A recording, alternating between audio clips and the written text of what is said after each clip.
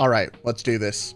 It's finally time to talk about the Vshojo timeline. Because I couldn't just let it sit that I had summarized everyone's lore, I had to ask the question, in what order did these events take place? And because that thought now lives rent-free in my head, I've devoted the most recent section of my life to recreating the timeline of the Vshojo Mythos. Most of these have a lot of cameos, cross-references, and direct tie-ins with each other, so it can get a little confusing if you're seeing one of the new videos without watching the rest. I mean, this is basically the VTuber version of the Marvel Universe, so if you like watching someone else go through all the research to put it into a digestible format for you, consider liking and subscribing and letting me know what I should do next. Really helps me out, and I also would like to improve this ratio.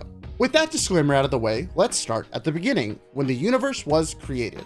In the Vshojo Mythos, there's a creator, someone who made all life, gave it free will, and then promptly fell asleep. Around the same time, Azathoth, yes, as in the Azathoth who needs to devour sanity to stay awake from Lovecraftian horror, is also around and planting the seeds of life across the universe. Just given how things are phrased in the origin story, it seems like Azathoth and the creator were active around the same time, and then both fell asleep. We aren't certain if they are the same being, though that's the belief I personally subscribe to, but it's mostly irrelevant in the grand scheme of the timeline, at least so far. After an undisclosed amount of time, Nyanners is both created and sent out to light the beacon of chaos to wake up Azathoth, because yes, Nyanners is an eldritch being. It's likely around this time that Ironmouse, or Satanael, as she's called in her angel form, leads a rebellion up in heaven because she was bored and wants to see the creator, something that no one up until this time had done.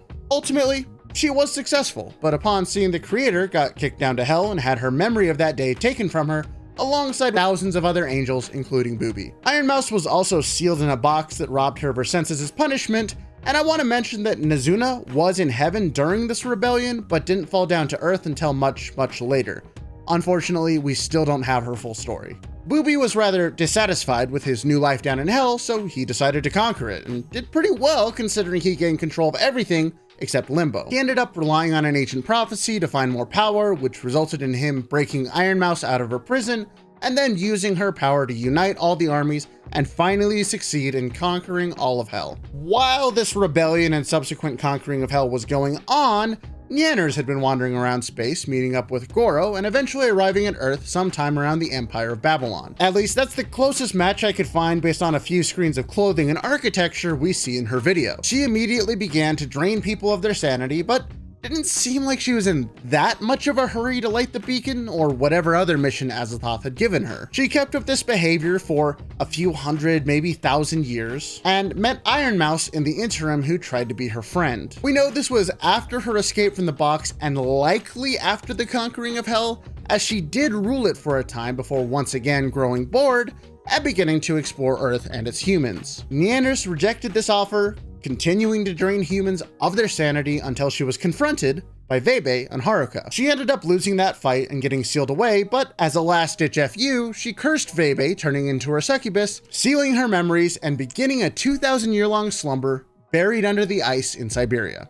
Also, fun fact, those are axolotl ears. I didn't notice that the first time around. Before we move on, we need to talk about Snuffy, Vebe, Silverveil, and Haruka. All four of them have no determined age, origin, or any other indicators of where they are in the timeline outside of events we just talked about. We get a hint from Vebe that she struck a deal with Snuffy at the beginning of it all, which leads me to believe they've been around since the creation of Earth and have been in a perpetual cycle where Vebe governs the skies, Silverveil governs nature, and Snuffy claims all that falls to death naturally. We don't know how much of Silverveil's previous lore works with this current world, as she is getting an update, but she was previously a Sakura spirit who nurtured life on another planet before being sent over here. But with how people act and treat her in this timeline, as well as a few comments from Merryweather, she's more like a demigod of nature or life who's been here since the beginning. Hopefully we get her update soon. Haruka is also here and seems to be a guardian of nature and also immortal. Gonna mention Apricot as well, since she was a half dragon and became a lich, which to me means she's been around for less time than Vebe, but probably lived through the Eldritch Rampage of Nyanners. Just wanted to put them on the timeline somewhere. We then get a little bit of a time skip as other members of Vshojo are either born or arrive on Earth. Ironmouse had been visiting Earth for quite some time, so we're not sure when she moved here full time, but we do know that Kason, being the only normal human of Vshojo, was born well before the foundation of the company. About 2,000 years after she was originally sealed, Goro arrives, crashing into the Earth with a meteor and gives Nyanner some of his power to help revive her. The two begin draining sanity once again, but only for a short time as Nyanners gets addicted to anime and video games. It's also around this time that Project Melody is created and contracts a virus, leading to the creation of malware. Let's put a pin in that. Not too long after that, Hime arrives, having left her planet and coming to ours after receiving a transmission about anime and then being introduced to, well, other anime by Project Melody. And now, with most of the players in place, Vshojo the company is formed with the following members: Iron Mouse, Apricot, Nyanners, Hime, Silverveil, and Project Melody. Sadly, I don't believe that Dragon form Zentreya exists in this timeline outside of one instance of her gecko form appearing. Now is when we reach the single most important point in the entire timeline of Vshojo, the Vils concert put on by Iron Mouse, Silverveil, and Nyanners. It's referenced multiple times and confirmed as a cornerstone thanks to a behind-the-scenes stream involving Merryweather and Lord Aethelstan. Thank you so much for doing that. It really helped in the making of this video. The curse placed upon Bebe began failing just before the Vils concert because Nyanners was now awake. She began having nightmares involving an angry Snuffy because nature was causing chaos across the world due to Bebe losing control of power she didn't know she had. Eventually, she was able to get her powers back after having a tearful reunion with Silverveil, and Snuffy seems to have faded into the background once again. Booby arrived on Earth during the Vils concert, having grown lonely without Iron Mouse, and followed her here under the guise he wanted his power back. A short time later, Zentreya arrives, canonically after the Nyanners milking stream, which, yes, all of her insane streams are canon in the lore according to Merryweather. Love that. Zentreya immediately threatens to kill Melody, but doesn't because Melody doesn't seem to know who or what malware is. Put a pin in that. A short time later, malware hacks and takes over Vshojo, but was able to be contained and now seems to be a rather passive player in our universe, at least for a month or two. Put another pin in that one. And finally, Kei-san is enjoying life and almost runs over Nizuna with her motorcycle. Both of them join Vshojo a short time later. Just a slight note before we continue on, the reason why we know the Kei-san and Nizuna events were before the milking stream is because we see Nizuna in frame for a few seconds in the Zentreya video. Just wanted to clarify that while editing. And finally, Project Melody becomes a driver for the Vshojo Motorsports team before malware from another universe arrives, taking control of her body along with another version of Iron Mouse who's planning to take over Hell because our Iron Mouse abandoned it. Also, there's Corpse Husband, who is a void demon also trying to take over Hell. Is that all clear as mud? Great, because now we get to talk about the Zentreya timeline, which will add some much needed clarity. To start off with, we need to return to malware, the glitched version of Melody, which in our timeline has been an annoyance at worst. However, in the far future, this glitch eventually takes over and seemingly destroys Melody. Also all of humanity, because that's right, in Zentreya's universe, malware is the supervillain.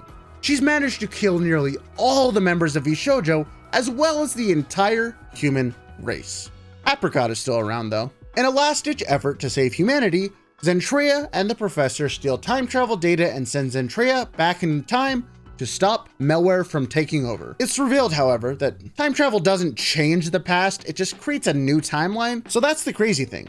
Malware officially won. She killed everyone and made a utopia for the machines. This is also the reason why Zentreya threatened to kill Melody upon arriving in our time. However, it seems that our Melody only thought of malware as a glitch and nothing more, so she denied its existence, probably to keep the angry android from obliterating her from all of cyberspace. Back in the Zen timeline, it turns out that killing all the machines made malware bored, another strangely common thing among Vshojo members, so she tried to invade Hell, which backfired, but did reintroduce her to the Iron Mouse of this universe. She wasn't particularly happy with malware, but they ended up making some sort of deal, which led to the Zentreya timeline malware taking over our timeline Melody's body, locking her in her own mind, strangely enough, with our version of malware. That's right, there's two of them now. Also, Zentreya timeline Iron Mouse showed up and she didn't come alone. So canonically, we're looking at least 4 different versions of Iron Mouse all hanging out in our universe. Whether or not they'll all be evil or on our side remains to be seen, but I personally hope that our version of Malware is going to join the fight against the Zentreya versions of Mouse and Malware, because that kind of confrontation sounds awesome. But there you go, the entire Vshojo timelines in all their glory,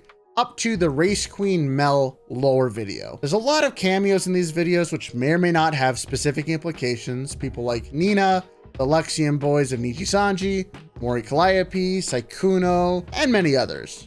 I've chosen not to include them as we're not aware of their lore significance yet, but if and when more information comes out, I'll cover the developments as they arrive. In the meantime, if you want a slightly more in-depth summary of all of their individual lores, you can check out the shorts compilation I made here.